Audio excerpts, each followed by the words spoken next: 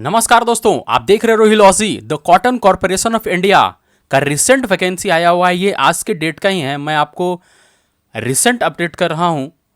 और ये वैकेंसी कुछ सालों पहले भी आई थी, बट ऑटोमेटिकली इसको कैंसिल कर दिया गया था by the administration of CCI.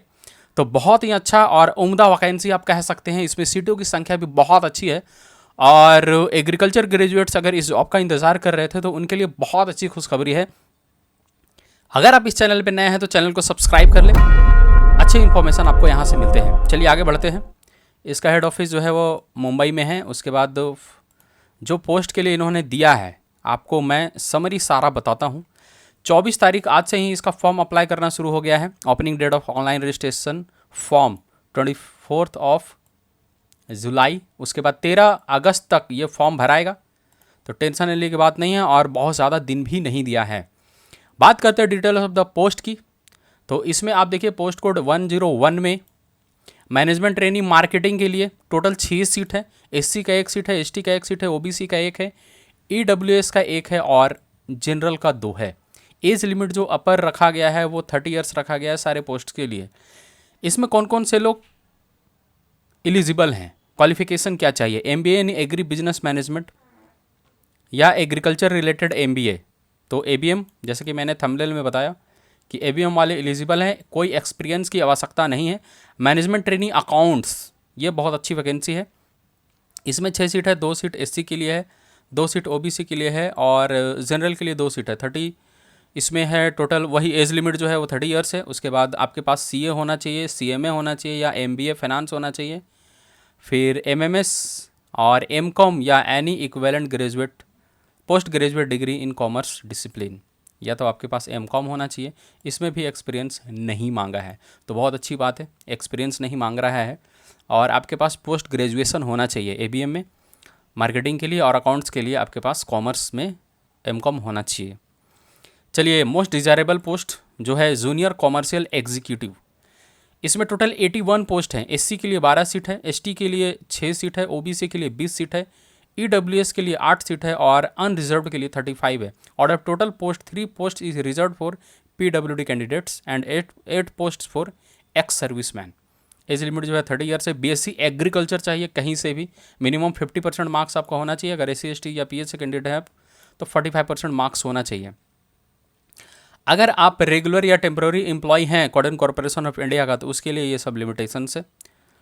तो यह बहुत ही अच्छी वैकेंसी है। आप मान कर चलिए कि आपका सिलेक्शन इसमें हो रहा है अगर आप प्रिपरेशन अच्छे से कर रहे हैं तो। साथ ही साथ आपने बहुत सारे अगर फॉर्म भरे हैं तो उसके लिए भी बहुत अच्छी बात है। इसका एग्ज़ाम पैटर्न क्या है वो भी आगे देखेंगे।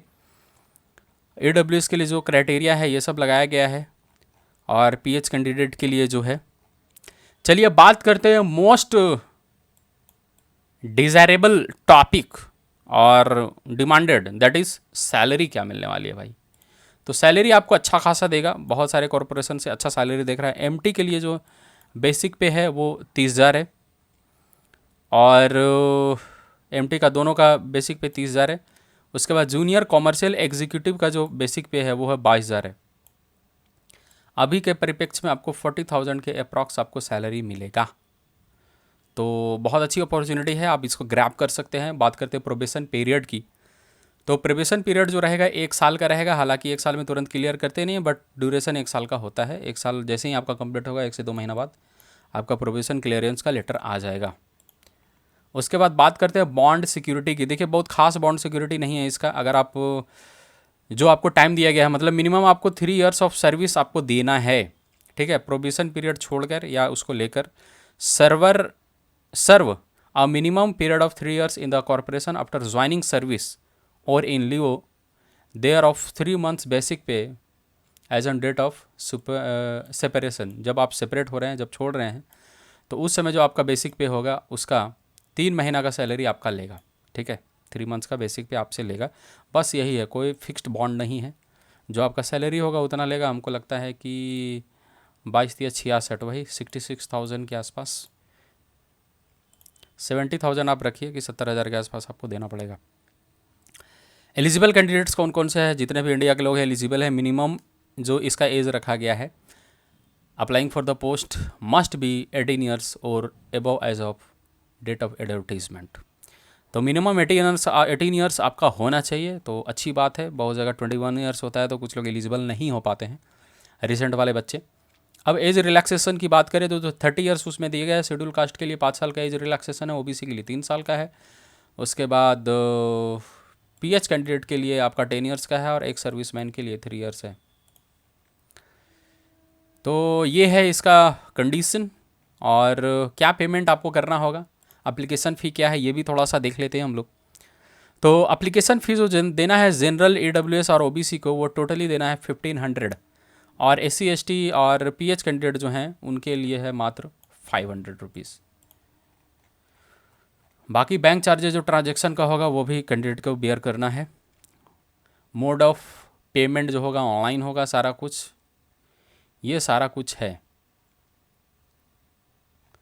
मिसकंडक्ट वगैरह का दिया हुआ है, हाउ टू अप्लाई, ऑनलाइन जाकर ही आप अप्लाई कर सकते हैं। कॉटन कॉरपोरेशन ऑफ इंडिया के ऑफिशियल वेबसाइट पे जाएंगे तो आपको वहाँ पे ये सब चीज़ें दिखेगी।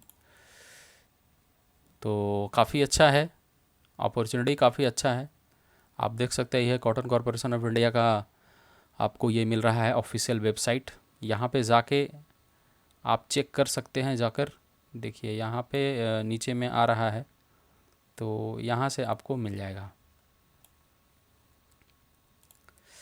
चलिए आगे बढ़ते हैं। कॉल लेटर वगैरह के लिए जो बोला गया है, कुछ दिन पहले आपको कॉल लेटर दे दिया जाएगा और कॉरपोरेशन बता देगी कि एग्ज़ाम कब होगा। बात करते हैं इंपॉर्टेंट सेंटर की।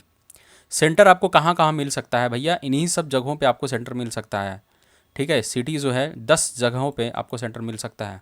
मुंबई, नवी मुंबई, हैदराबाद, न्यू दिल्ली, चेन्नई, लखनऊ, चंडीगढ़, कलकत्ता, बेंगलुरु, अहमदाबाद, पटना, पटना भी है और जयपुर भी है। तो काफ़ी अच्छा अपॉर्चुनिटी है और सेंटर लगभग हर एक जोन में दिया ही है। बहुत बड़ी समस्या की बात नहीं है। अगर आप अप्लाई कर रहे हैं तो श्योरली आप अप्लाई करें। और हो सकता है कि इसके लिए बहुत जल्द मैं टेस्ट सीरीज़ भी लेकर आ जाऊं, अगर इसका एग्ज़ाम पैटर्न क्लियर हो जाता है तो। और जिन लोगों ने झारखंड एफएसओ का फॉर्म भरा है, अगर उनको टेस्ट सीरीज़ देना है, टेस्ट देना है, तो टेस्ट सीरीज़ हमारे रोहिलॉजी ऐप पे अवेलेबल है। आप परचेज़ कर सकते हैं, बहुत ही रिजनेबल प्राइस पे है और बहुत ही ऑथेंटिक क्वेश्चन आपको वहाँ पे मिलेंगे। क्वालिफाई करने के लिए मिनिमम 40% आपको मार्क्स लाना होगा। जो सीबीटी टेस्ट होगा, कंप्यूटर बेस्ड टेस्ट होगा, उसके अंदर यूआर, ईडब्ल्यूएस और ओबीसी को कम से कम 40% लाना है, एससी एसटी पीएच को 35% लाना है। तो इस तरह की बातें हैं। बाकी ये सब दिया हुआ है। कास्ट सर्टिफिकेट के लिए आपका कहाँ से बना हुआ होना चाहिए, सारे डिटेल नोटिफिकेशंस में दिए ही रहते हैं। एग्ज़ाम पैटर्न का जिक्र अगर करें तो नेचर ऑफ क्वेश्चन कैसा होगा, एग्ज़ाम पैटर्न कैसा होगा, तो यहाँ पे डिस्कस कर लेते हैं हम लोग। The paper would be in 5 parts with 120 MCQ type to be attempted in 120 minutes, मतलब 2 घंटा देगा और 120 क्वेश्चन होगा। ठीक है, ये है नेचर ऑफ क्वेश्चंस, क्या क्या पूछे जाएंगे। उसके बाद हमको लगता है ये एमटी के लिए सही होगा। इंग्लिश है, रीजनिंग है, क्वांट है, जनरल नॉलेज है, उसके बाद सब्जेक्ट नॉलेज है। 60 क्वेश्चन होगा एग्रीकल्चर का, अगर एमबीए किए हुए हैं तो एमबीए से होगा। एग्रीकल्चर एंड फूड पॉलिसी, ये सारा कुछ सिलेबस इसका दिया हुआ है, तो सिलेबस क्लियर ही है, तो इस पर बहुत जल्द ही टेस्ट सीरीज आ सकता है। अगर आप इच्छुक हैं तो आप ले सकते हैं। उसके बाद ये एग्रीकल्चर का पूरा टॉपिक दिया हुआ है। आगे बात करते हैं मैनेजमेंट ट्रेनिंग अकाउंट्स की, तो अकाउंट्स में इस टाइप से है, वही है। सब्जेक्ट नॉलेज सबका चेंज हो जाएगा, बाकी एज़ यूजुअल जो है। चलिए बात करते हैं most desirable post, junior commercial executive. इसमें क्या है देखिए, ये जो होगा टोटल 5 पार्ट्स में होगा। ठीक है, 5 सब्जेक्ट पूछे जाएंगे, 120 क्वेश्चन होगा और 120 मिनट होगा। 120 क्वेश्चन, 120 मिनट। इसमें क्या क्या आपसे पूछ रहा है, जनरल इंग्लिश पूछेगा, आर्टिकल्स होंगे, प्रीपोजिशन होंगे, वोकेबलरी होगा और रीडिंग कॉम्प्रिहेंशन वगैरह होगा।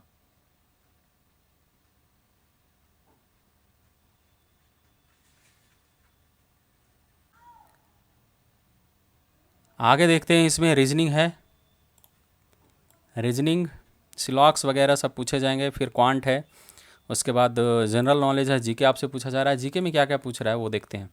इंडियन ज्योग्राफी होगा, इंडियन ट्रेड एंड इकोनॉमी होगा, करंट अफेयर्स होगा, world and India, scientific research, awards, sports, world geography आपसे पूछ रहा है। उसके बाद सब्जेक्ट नॉलेज में देखिए आपसे क्या क्या पूछ रहा है। एग्रीकल्चर 60 क्वेश्चन होगा और 60 क्वेश्चन आपका उधर से है। Agriculture marketing, trade and practices है, farm power and machinery, agricultural entomology है, crop pest and their management, agriculture का प्योर सब्जेक्ट है, एग्रीकल्चरल माइक्रोबायोलॉजी ये थोड़ा सा एक्स्ट्रा है मगर फिर भी सॉइल साइंस में लोग पढ़ते ही हैं। सॉइल माइक्रोबायोलॉजी है, principle of agricultural agronomy, field crops, weed management, organic farming, dimension of agricultural farming, cotton procurement, cotton area, production, yield, cotton scenario both domestic and international, ये कॉटन के related आपको इतना पढ़ना है एक्स्ट्रा। तो ये पूरा सिलेबस है एग्रीकल्चर का, काफ़ी अच्छा सिलेबस है, कोई आउट ऑफ द सिलेबस चीज़ मतलब जो कोर्स आप पढ़ते हैं बीएससी एजी में उसके अलावा एक्स्ट्रा कुछ नहीं पूछा जा रहा है, बस कॉटन पे थोड़ा सा आपको फोकस करना है। बाकी सब 15-15 नंबर का आपको पूछ रहा है, इंग्लिश पूछ रहा है, रीजनिंग पूछ रहा है, क्वांट पूछ रहा है, जीके पूछ रहा है। उसके बाद 60 क्वेश्चन जो आपको होगा वो होगा एग्रीकल्चर से। तो बहुत ही अच्छा अपॉर्चुनिटी है दोस्तों, आप इसको ग्रैब करिए। मिलते हैं फिर किसी अगली वीडियो में अगली जानकारी के साथ। अगर आप इस चैनल पे नए हैं तो चैनल को सब्सक्राइब कर लें। Thank you.